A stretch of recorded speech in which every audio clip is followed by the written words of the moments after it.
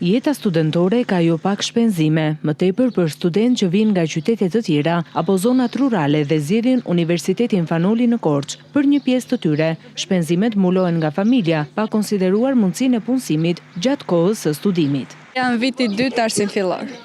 E keni menduar ndonjëherë mundësinë për të punuar apo gjithë të ardhurat gjatë kohës që jeni studente o siguron familje?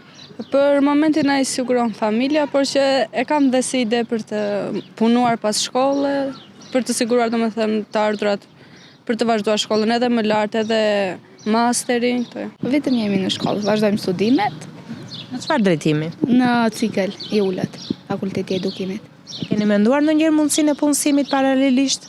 Po, edhe është e mundur, po. Të shikojmë, të specializohemi një herë, pastaj vazhdimi.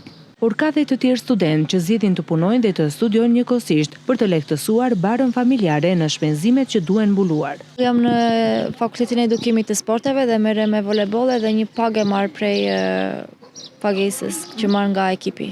Punoni gjatë kohës që jeni student? Gjatë kohës që jam studente. Sa ju vjen në ndihmë kjo për të mbuluar shpenzimet e studimeve? Po, na vjen në ndihmë, domethënë për veten tonë që të mbulojmë ato shpenzimet që kemi gjatë ditës, është e mjaftueshme besoj. Edhe nuk kërkojmë nga familja. Kjo është e rëndësishme.